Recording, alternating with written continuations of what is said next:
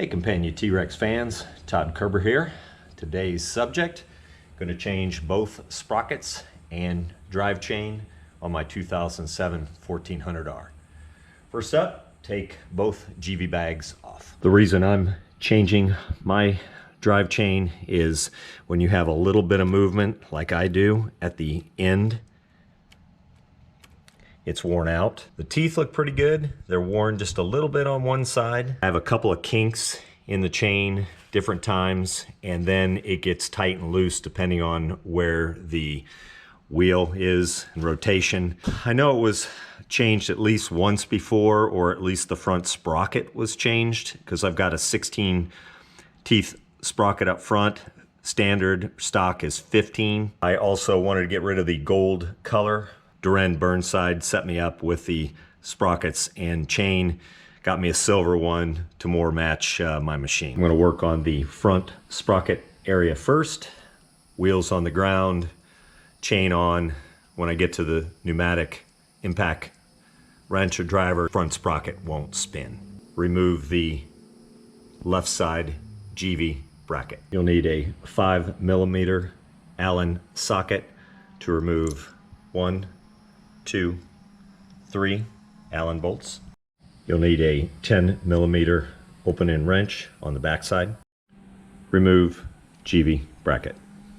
Remove this nut on the bottom of the other GV bracket. There is a 11mm nut on the backside. Get your jack ready. Lift the frame up just slightly to take the weight off the back axle. Don't lift the tire off. The reason we lift it up slightly on the frame is we're going to take this Allen bolt out next. That is what attaches the swing arm on the left side. Once I do it, get rid of this bracket so I can work on the sprocket area. I'll put it back in temporarily. To do that, you will use a 5/8 Allen ratchet size. Large Allen bolt is out and the second GV bracket off. Allen bolt back in a few turns to support the swing arm. Next, remove hydraulic clutch cover, 5mm Allen. Allen bolts out, spacer off. Next, you can pull the rod out. Rod is pulled out. Note the steel braided upgrade to my clutch. Original spec was plastic. I had splices in it, was terrible. Wayne Goodridge set me up. Next, remove the speed sensor, 3 Allen bolts. Those are M5, 5mm Allen. Speed sensor off, exposing nut to front sprocket. Remove 3 more Allen M5 bolts here, here, and here. Note I'm using extension on my 5mm Allen ratchet. 3 upper Allen bolts out.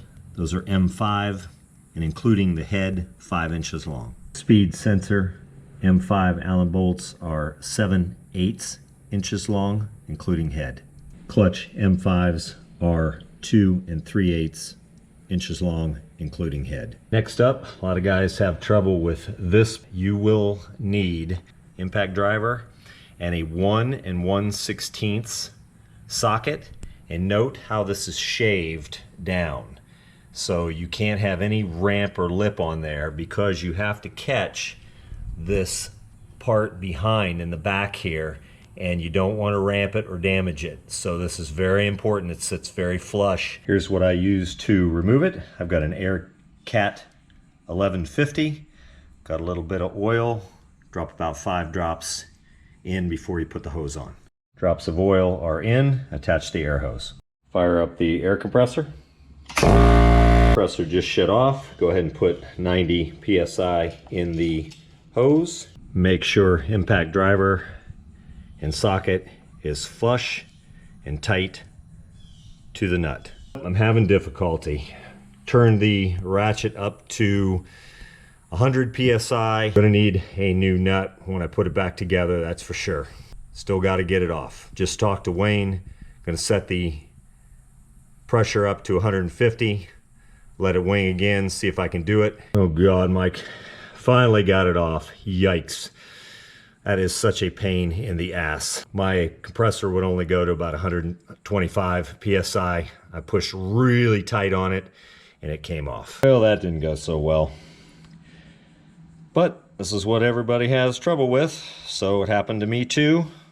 So I've got to order a new nut from Durand. Pull outer cover of gearbox off. Forgot there's a M5 Allen bolt at the bottom. So there are 4 of them on the outer cover of reverse gearbox. Outer cover off.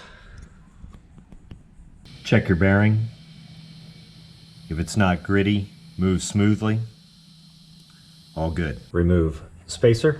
Note, backside of spacer is concave for the spline gears. Next up, lift the back tire off the ground. Here is my master link. It is pressed master link, so I got to grind those off with a Dremel tool. Dremel tool. Master link all ground down. Outer part pried off. Rest of master link is off. Remove the drive chain. Old chain is off. Measured it here. We've got 60 3/4 of an inch long, 96 links, including master link. Remove front sprocket. Front sprocket is off. Got a little bit of reverse gearbox oil leaking. Looks like it's coming from behind the spacer at the spline grooves. So this spacer can be pulled out and that comes off. Got a little bit of oil in there. So what I think I'll do is replace this seal on the outside and maybe put a little bit of other sealant in and amongst this when I put it back together. No groove in the spacer. When I rebuilt the reverse gearbox years ago with Wayne, there was a big groove in this that would allow oil coming by this rubber seal. My reverse gearbox, just a couple of drips while driving. If it's sitting, I got no leaks. Go ahead and pop this rubber seal off with a screwdriver and remove. As you can see, I've got a little bit of oil there, so I'll replace this seal. If the rubber seal doesn't fix my small little drip while underway, very well could be the sealed bearing inside the reverse gearbox that is leaking through. Oil could be leaking next to the spline groove. Remove rear wheel, starting with this hairpin I like rather than cotter pin, and remove this 28mm nut. Nut and washer have been removed. Now as you pull the axle bolt out from the other side, special care to remember where all the spacers are. Big Phillips and a mallet helping me to punch the axle bolt out. Axle bolt is out. There's a spacer that fell out basically right in here next to the bearing. Let's unfasten the brake caliper. 8mm Allen bolts are out. Remove brake caliper, jack rear all the way up, and roll the tire out. Another washer is basically in this area. Don't lose track of where these go. Super, super important. Rear wheel is off. If you were going to replace your bearings, there's one bearing. There is your second bearing there with a locking ring. We pull this apart. This is where your rubber bushings are in place, and your third bearing on my 2007 is inside. What we're gonna do today is change the sprocket. Remove 6 bolts on rear sprocket using pneumatic impact driver, set to 90 PSI. 17mm is your size. All bolts are loosened up and removed. The first time I did this, I had number 8 strength bolts. One of them broke off when I was changing my bearings, and I had to replace this hub. I put 1 drop of blue thread locker on when I tighten them back up. Rear sprocket is off. 50 teeth coming off. Stock for a 2007 is 15 teeth up front, 50 teeth in the back. Previous owner installed a 16 teeth up front. The new 2021 and newer machines have a 17 teeth up front with dampener and a 58 teeth in the rear. If you want to look back at my high speed, top speed video I did about a month or so ago, I talk at length about the gear ratios. Check your bearing, nice and smooth. Sprocket set in place. Notice same number of teeth, 50. Blue thread locker on. Remember when I took it apart from a bearing change years ago, I believe they had red thread locker, and I broke a bolt off and had to replace that rear hub. That was a real pain in the neck. So now I'm just going to use a drop of blue on each bolt, run them in with the impact driver. Bolts tightened up, medium setting. Check your bearing on the brake side. Remove this spacer. You've got a seal here. Reach your finger in there. Make sure that bearing is nice and smooth. Line up tire, get ready to push back in place. Clean everything you can get to ahead of time. WD-40 and a rag to wipe everything down. Get rid of all the oil and grease buildup, dirt and dust, and leaves a oily shine. Put wheel in place, lowered the jack a little bit, just starting to line things up. Start running axle bolt in. Don't forget this spacer goes right in here. I like white lithium grease, metal to metal parts on Reassembly. I'll coat the axle going in. I like a rubber mallet to help get the axle bolt all the way through. When you get the axle bolt all the way here to this point, this washer needs to go behind this bracket right in here.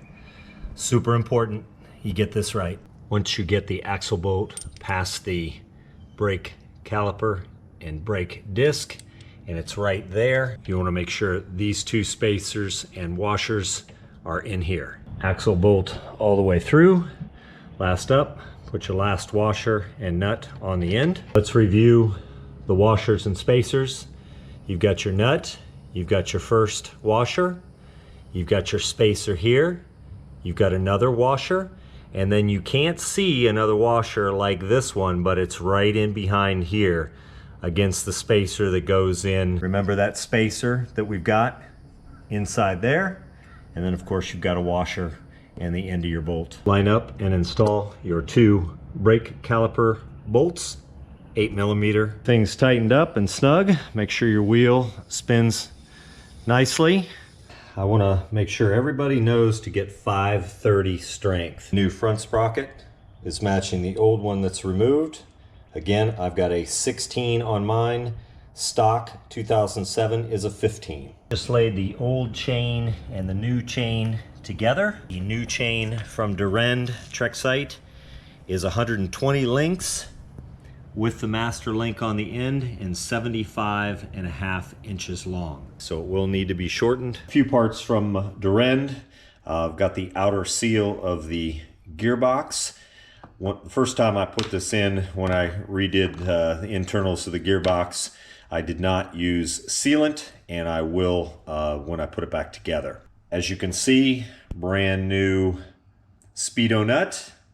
You can see I totally effed up the other one, so that one will be going in the trash. 1 1/16 inch socket.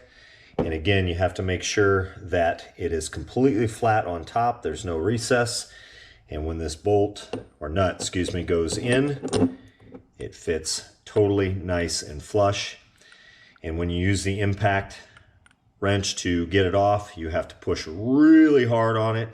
Use a high PSI setting, short bursts. Don't let it ratchet a whole bunch, and hopefully it will come off for you when you need a new one of these Speedo nuts. It's over $100. Also picked up a few tools for the chain master link. Most people are not using the master links anymore with the clip. They are not recommended. This was a tool off Amazon for about 16 bucks. Pretty much is made for the master link with a clip.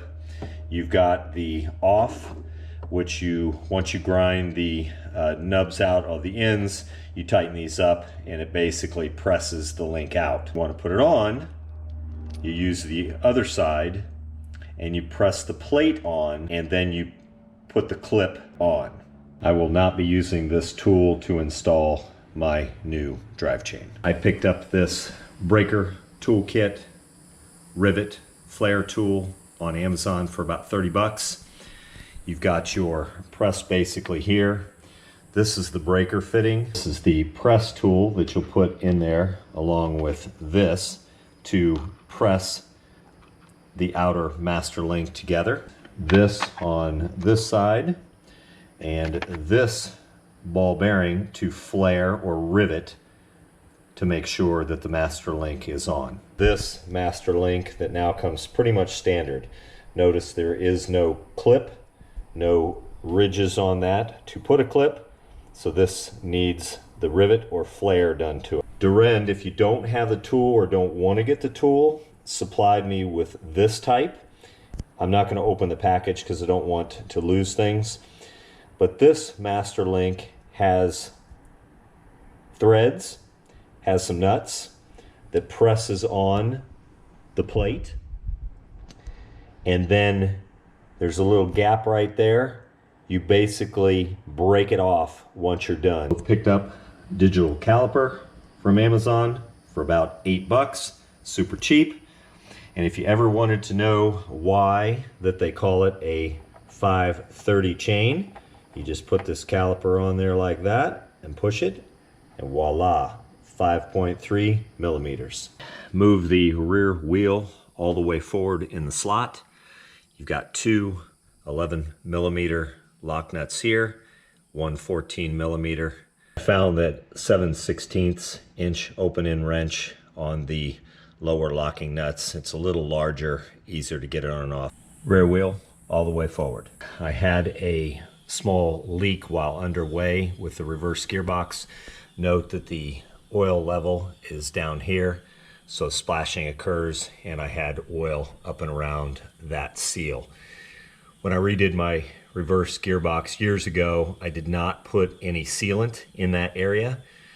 I'm going to this time. I'm going to put it on the inside area where the rubber seal goes, a little bit on the back groove there, and also the groove next to the spline groove inside there. The only part that turns that's going to basically break loose is that joint right there, if you can see it, that one where my fingernail is.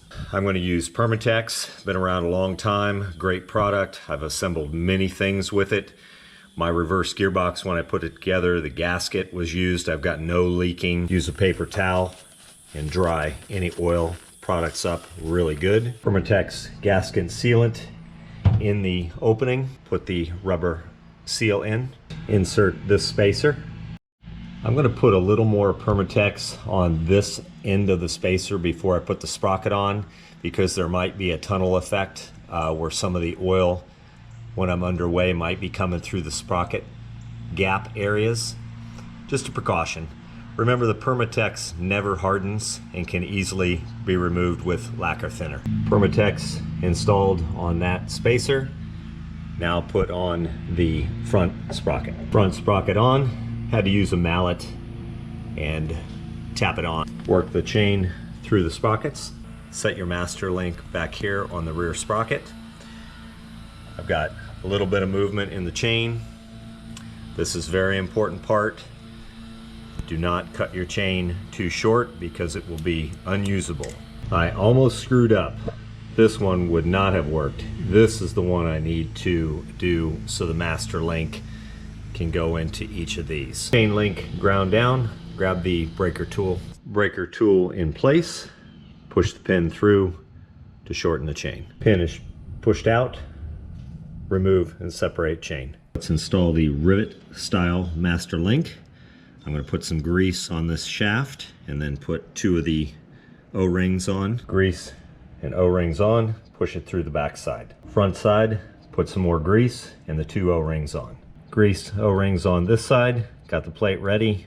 We're going to use the press tool to press this on. I used a pair of pliers to get the front plate started so it wasn't loose. Press plates are on the tool.